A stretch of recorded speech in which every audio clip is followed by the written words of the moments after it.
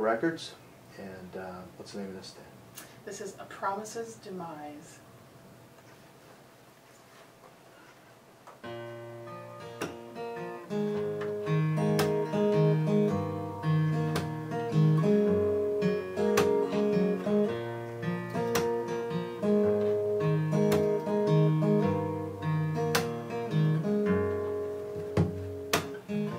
I don't do optimism, I do, well, whatever. And I don't do maybe someday, I do now or never. And I don't have patience, 'cause I've got a ticking clock. And I don't do clothes for business, no, I do what Jimmy like. 'Cause a promise is a promise, and a promise is to keep. But a squeaky soul and self-control are sold for pretty cheap. So ask me no more questions, and I will tell you no more lies, because I can't promise anything but a promise's demise. Oh, oh, oh. Yeah, yeah, yeah, yeah, yeah.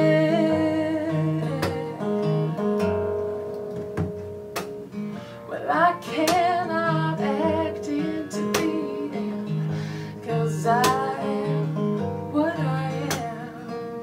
And I cannot follow the leader, 'cause I got a better plan.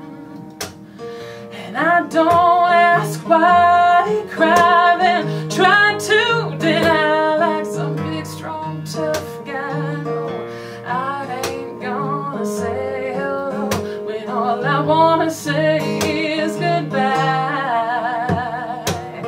'Cause a promise is a promise, and a promise is to keep. But a squeaky soul and self-control are sold for pretty cheap. So ask me no more questions, and I will tell you no more lies, because I can't promise anything but a promise's demise. Oh, no.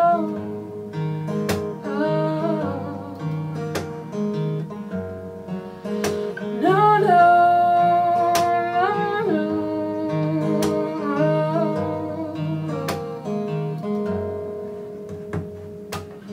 'Cause a promise is a promise, and a promise is to keep. But a squeaky soul and self-control are sold for so cheap. So ask me no more questions, and I will tell you no lies, because I can't promise anything but a promise's demise.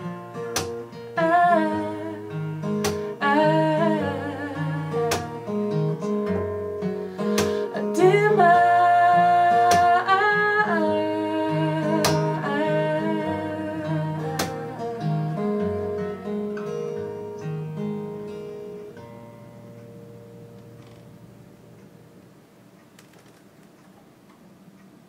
I don't think they teach that in opera training there. That's, you know, it may be training your voice, but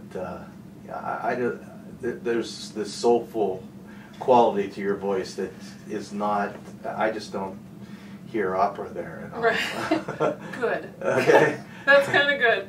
Yeah, yeah. I think when I first started doing this kind of thing, people would they could kind of hear more of the opera influence. Mm-hmm. And I kind of wanted to get away from that, just because I found myself, I could get kind of annoyed when I could hear like very classical training in somebody, so I'm glad you say that. So. Oh yeah, there's very soulful, Yeah. and the songwriting superb, just stellar. Thank you. Yeah, awesome. I'm really looking forward to hearing the CD when it comes out. Yeah, good. It really turned out just great. It's really good. And you worked with some pretty decent people on this, huh? Yeah. Can you tell me about name dropping as far Yeah, as that's yes, concerned, but yes. it is very Oh, I will do important, it. you know. I am not above name dropping. My producer is Jacob Dietering, and he's he can just do anything. He's got great ears. He thinks outside of the box. We've been working together for 4 years now, and his mind is broad, and he's not afraid to like just think outside the box. He worked with Bonnie Raitt, people like that. R. Scott Bryan, he was kind of multi-instrumentalist. He did a lot of percussion and like B3 kind of stuff. He was in Sheryl Crow's band for a long time. He was with Peter Mayer. And he has his own successful singer-songwriter career. Another name is Eric Grossman. He plays bass, and he's the bass player for Case Choice. And I'm not quite sure how in the world I dropped in the middle of all these guys, but they're so great. The best thing about them is that they're all, we kind of decided that we're all kind of nerdy. So like none of us are like hardcore rock stars. We're all just kind of like nerdy music people, and we all sit around and we just want to make really good music. Mm-hmm. And we're not trying to, I think we all just kind of look around going like, how did this happen? How did we all end up in the same place? So it's great. I work with really, really outstanding musicians. You brought up something kind of interesting because we were talking about the internet stuff and everything, and I found like a lot of musicians actually had internet gigs like on the side, or they were computer people, musicians / computer folks, and one of my first internet friends was the bass player in the band who was also a computer programmer. And well, it's almost like you have to be able to do both on some level now. I certainly I'm not like a computer whiz, but you have to know your way around these things, in order to be successful. And it's kind of nice too. My piano keyboard player, his name is Dave Aholt. He's another one of these guys. I mean, he's a programmer, and this is what he does. And for some reason, it seems like maybe I don't know. Maybe that kind of talent comes from the same place in the brain as musical talent. I don't know, but he's great at both. Just really, really talented. Yeah, I found a lot of people that were into MIDI, that type of thing, and that keyboards and recording. Mac guys, old school, Mac and Atari guys. Right. They were musicians, and then when the internet, it's like, they had a leg up on everybody, a leg. Right. But it's interesting. But isn't that when you find yourself with the group of people in the studio and you're recording, and you go like, how did that happen? How did this all come together? Yeah. Did your producer put that all together, or did you end up? Oh yeah, no. No, I just kind of walked in and they were all there.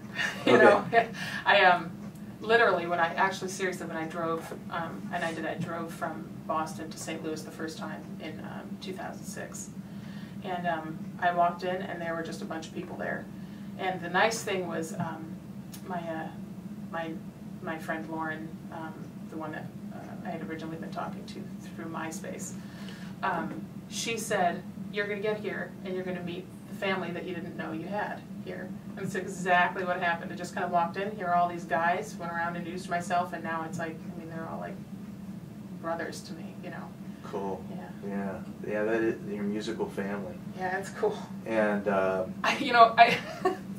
was driving yesterday, and I stopped in, where was I? Somewhere in Indiana. Just, some random like truck stop or something, and I'm standing there trying to pick out like a bag of potato chips or something to keep me awake. And I just had this moment of realization of what I had just done, and what I was coming to do here, and then what I'm doing when I get home, and then this, you know, I tour later in the fall.